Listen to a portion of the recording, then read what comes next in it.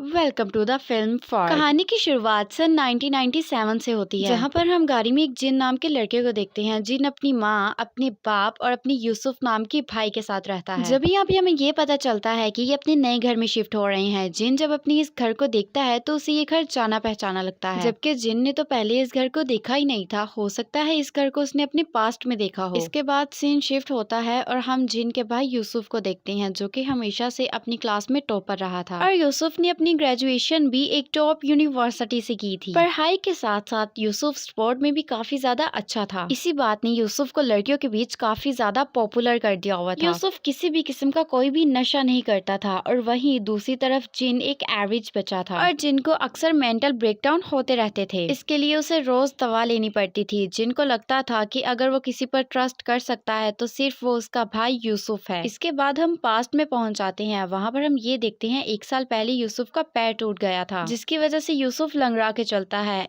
अब जिन और यूसुफ को एक ही कमरे में रहना पड़ेगा, क्योंकि पिछले मकान मालिक ने अभी तक उस कमरे को खाली नहीं किया था जिसमें यूसुफ रहने वाला था। रात के वक्त जिन को उसी छोटे कमरे से कुछ अजीब सी आवाजें सुनाई देती हैं। जिन उन आवाजों को महसूस करता है, मगर उसके घर वाले आवाजें सुनाई दे देने से इनकार कर देते हैं। जैसे रात हो जाती है, जिन को उस कमरे में से अजीब सी आवाजें आना शुरू हो जाती है, इसीलिए वो देखने के लिए आगे बढ़ता है। लेकिन जिन इससे पहले कि कमरे का दरवाजा खोलता है, यूसुफ उसे रोक लेता है और अपने छोटे भाई को बाहर बारिश में ले आता है। दोनों भाई पास ही के पहाड़ की एक चोटी पर चले जाते हैं। अभी वो दोनों बातें कर ही रहे होते हैं जब यूसुफ को उसके डैड का कॉल आ जाता है और वो यूसुफ को घर बुलाते हैं। जिन अभी घर नहीं जाना चाहता, इसलिए यूसुफ उसे अकेला छोड़ के वहाँ से चला जाता है। फिर रास्ते में कुछ गुंडे और बदमाश यूसुफ को रोक लेते हैं और उसे किडनैप करने की कोशिश करते हैं। यूसुफ अब उनके साथ फाइट करता है। इसी बीच जिन की नजर अपने भाई पर पड़ जाती है। जिन ये देखकर फौरी दौड़ता है, नीचे आता है। वो अपने भाई को बचाने की पूरी कोशिश करता है, मगर बदमाश यूसुफ को ले जाते हैं। यूसुफ बहुत घबराया हुआ घर आता है और अपने मॉम डैड को इस सारे इंसिडेंट्स के बारे में बताता है। अब जिन बेहोश हो चुका था। बेहोशी की हालत में वो कुछ अजीब सी चीजें देखता है, जिसमें किसी इंसान को टॉर्चर किया जा रहा था। अचानक से जिन की आंख खुलती है और वो खुद के पास मॉम एंड डैड को पाता है। नेक्स्ट डे जिन डिटेक्टिव से बात करता है और उन्हें किडनैपर की हुलिये के बारे में बताता है और वैन का नंबर बताता है। डिटेक्टिव बोलते हैं ऐसा नंबर तो कहीं पे भी मौजूद नहीं है। इसी तरह काफी ज्यादा दिन गुजर जाते हैं, लेकिन फैमिली के पास किडनैपर्स की कोई डिमांड की कॉल नहीं आती। एक दिन रात में जिन को उसी कमरे से अजीब सी आवाजें सुनाई देती हैं और उसे वही टॉर्चर वाला सपना भी दिखाई देता है। और फिर अचानक से यूसुफ अगले दिन सही सलामत घर वापस आ जाता है और यूसुफ को उसके साथ पिछले 19 दिनों में होने वाली कोई भी घटना याद नहीं थी। डॉक्टर्स का कहना था कि ये भूलने की बीमारी की वजह से हुआ है और इसमें फैमिली सिर्फ एक ही चीज कर सकती है, जो कि है इंतजार। उसी रात फिर जिन यूसुफ को घर से बाहर निकलते हुए देख लेता है। अगले दिन जिन अपनी मेडिसिन लेना भूल जाता है। नाश्ते के दौरान जिन यूसुफ से पूछता है कि कल रात तुम कहाँ पर गए थे, और यूसुफ बोलता है मैं तो रात में कहीं नहीं गया। उसी वक्त यूसुफ बाहर जाने लगता है और जिन को कुछ अजीब लगता है, क्योंकि यूसुफ लेफ्ट पैर की बजाय राइट पैर से लंगड़ा रहा था। आज रात जिन अपनी टेबल पर ही सो जाता है और इसी चीज का फायदा उठाते हुए यूसुफ घर से बाहर जाने की कोशिश करता है। इस बार यूसुफ ये देख रहा होता है कि जिन कहीं उठा तो नहीं हुआ। ये चीज चेक करने के लिए वो एक पेन को यूसुफ की आंख के पास ले जाता है और उसकी पिन इसकी आंख के पास निकालता जाता है और जब तक नहीं रुकता जब तक कि वो पिन नीचे ना गिर जाए। यूसुफ के घर बाहर जाते ही हमें पता चलता है कि जिन जाग रहा है और वो टैक्सी में अपने बड़े भाई का पीछा करना शुरू कर देता है। गाड़ी यूसुफ को एक बाजार में छोड़ती है, जहाँ पर वो सिगरेट लगाकर गलियों में जाता रहता है। इसके बाद जिन यूसुफ को 2 आदमियों से बातें करता हुआ देखता है। जिन अब समझ जाता है कि ये तो वही 2 डिटेक्टिव हैं जो हमारे घर में इंक्वायरी करने आए थे। अब जिन को ये लोग देख लेते हैं और जिन पकड़ा जाता है। यूसुफ जिन को पीछे से आकर बेहोश कर देता है। नेक्स्ट डे जिन अपनी स्टडी टेबल पर ही उठता है और यूसुफ को बेड पर पाकर हैरान हो जाता है। अब जिन फौरी से भागकर खुद को वॉशरूम में बंद कर लेता है। यूसुफ जिन से पूछता है कि तुमने खुद को वॉशरूम में बंद क्यों कर लिया। अब जिन यूसुफ को रात में हुए वाकये के बारे में बताता है, जिस पर यूसुफ कहता है कि तुमने मुझे लगता है फिर से कोई सपना देख लिया है। अब जिन गुस्से में आ जाता है और बोलता है मुझे पता है तुम क्या कर रहे हो। यूसुफ जैसे ही जवाब नहीं देता तो जिन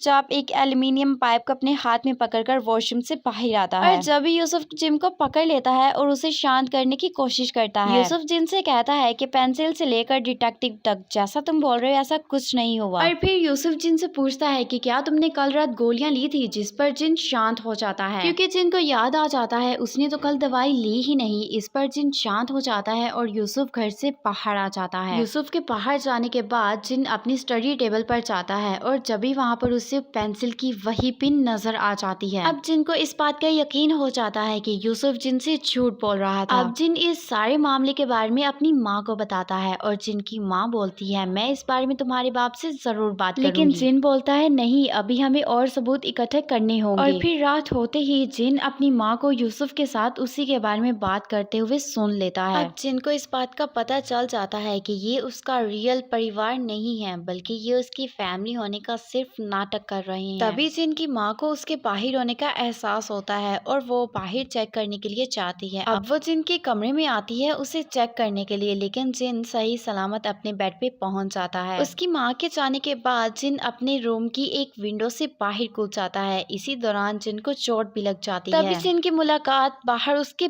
बाप से होती है और जिन की नकली माँ भी वहाँ पर अब आ जाती है। जब जिन के फादर उसे रोकने की कोशिश करते हैं तो जिन उन्हें धक्का देकर वहाँ से भाग जाता है। जिन की माँ जिन के पीछे एक गुंडे को भेजती है, लेकिन जिन किसी न किसी तरीके पुलिस स्टेशन पहुँच जाता है और उस गुंडे से बचने में कामयाब हो जाता है। फिर जिन पुलिस स्टेशन चला जाता है और पुलिस को सारे मामले के बारे में बताता है। इसके बाद पुलिस उसकी बर्थ सर्टिफिकेट देखती है और उसे ये बताती है कि वो 41 साल का है। जिन गुस्से में आकर बोलता है मैं 41 साल का नहीं बल्कि 21 साल का हूँ। तो पुलिस कहती है चलो बताओ ये कौन सा सन चल रहा है। जिस पर जिन जवाब देता है कि ये 1997 है। अब पुलिस अफसर बोलता है ये 1997 नहीं बल्कि 2017 है। जिन ये सुनकर हैरान रह जाता है और चारों तरफ देखता है। जब भी उसे कुछ लड़कों के हाथ में मोबाइल फोन नजर आते हैं। इसके बाद वो न्यूज पर देखता है जिसमें उसे साउथ कोरियन प्रेसिडेंट और अमेरिकन प्रेसिडेंट डोनाल्ड ट्रंप दिखाई देता है। और जिन जब अपने आप को मिरर में देखता है तो वो महसूस करता है वो सच में 41 साल का है। बहुत कंफ्यूज हुआ जिन अपने नकली परिवार का सामना करने के लिए घर वापस आ जाता है। घर में उसे फिर से उसी छोटे से कमरे से रेडियो की आवाज आती है जिसे अब क्राइम सीन में बदल दिया गया था। जब भी जिन की फैमिली उसके पास आ जाती है और उसका नकली भाई जिन को ये बताता है कि आज से 20 साल पहले जिस जगह पर वो खड़े हैं यहाँ पर एक यंग लेडी और उसकी बेटी का कत्ल कर दिया गया था। जब पुलिस कई साल गुजर जाने के बाद हत्यारे को पकड़ने में नाकाम रही तो मामला ठंडा हो गया। इसीलिए उनकी फैमिली ने हत्यारे को ढूंढने के लिए नकली यूसुफ को काम पे रखा। फिर थोड़ी सी जांच करने के बाद उस हत्यारे की पहचान जिन के साथ हुई। इसके बाद हम फ्लैशबैक में देखते हैं कि जिन को किडनैप कर दिया जाता है अपना जुर्म कबूल करने के लिए और जिन को बहुत ही ज्यादा टॉर्चर किया गया, लेकिन जिन ने अपनी बेगुनाही का सबूत बेकरार रखा। जिनका नकली फादर इन्वेस्टिगेशन टीम को बताता है कि जिन अपनी याददाश्त को भूल चुका है क्योंकि ये घटना बहुत ही ज्यादा खतरनाक थी। इन्वेस्टिगेशन हिप्नोटाइज करने वाले डॉक्टर को कहती है कि क्यों ना जिन को दोबारा से 1997 में भेज दिया जाए, क्योंकि उन्हें ये लगता था कि जिन को हम जब 1997 में भेज देंगे वो समय में होने वाली घटना को जब देखेगा तो उसकी याददाश्त वापस आ जाएगी और वो जिन से पूछ सके कि उस दिन क्या हुआ था। अब यहाँ पर सब प्लान के मुताबिक ही चल रहा था, लेकिन जिन ने उस रात अपने भाई के साथ कुछ गुंडों को देख लिया था जब यूसुफ को धोखाधड़ी के केस में गिरफ्तार कर दिया गया था और वो 19 दिन उसी जेल में था। और जैसे ही 19 दिन मुकम्मल हुए यूसुफ जेल से बाहर आ गया। जब इस बात का खुलासा होता है कि उस छोटे कमरे से जो आवाज आ रही थी वो किसी भूत की नहीं बल्कि उन इन्वेस्टिगेटर की थी जो कि उस कमरे में रह रहे थे। अब हम फिर से प्रेजेंट में आ जाते हैं और यहाँ पर हम ये देखते हैं कि यूसुफ जिन को उसी घर में लेकर जा रहा है जहाँ पर 2 मासूम लोगों की जान चली गई थी। जब भी जिन मौका देखते ही वैन से बाहर कूद जाता है। यूसुफ जिन का पीछा करता है लेकिन अचानक से यूसुफ की गाड़ी एक पेड़ से जाकर टकरा जाती है। वहीं दूसरी तरफ जिन को भी एक अजनबी ट्रक वाला टक्कर मार देता है और इसी वजह से जिन की 1997 की याददाश्त वापस आ जाती है। अब यहाँ से सीन 1997 में शिफ्ट होता है और हमें फिल्म का शुरुआती सीन दिखाया जाता है। इसमें जिन अपनी रियल फैमिली मॉम डैड और अपने बड़े भाई के साथ था जब भी इनका कार एक्सीडेंट होता है और इसमें जिन के मॉम एंड डैड की डेथ हो जाती है और यूसुफ बहुत बुरी हालत में जख्मी हो जाता है। यूसुफ की सर्जरी करवाने के लिए जिन को बहुत पैसों की जरूरत थी और ये 1997 का समय था और इसमें ये चीज बहुत मुश्किल थी। अब जिन अपने कंप्यूटर पर ऑनलाइन जॉब तलाश कर रहा होता है जब भी उसे एक अनजान पर्सन मैसेज करता है और वो कहता है तुम्हें किसी की बीवी को मारना होगा और 2 बच्चों को सही सलामत छोड़ना होगा। जिन इस बात पर हाँ कर देता है। इसके बाद रात हो जाती है और हम जिन को उसी घर के बाहर देखते हैं। बताए हुए पते पर जिन चला जाता है।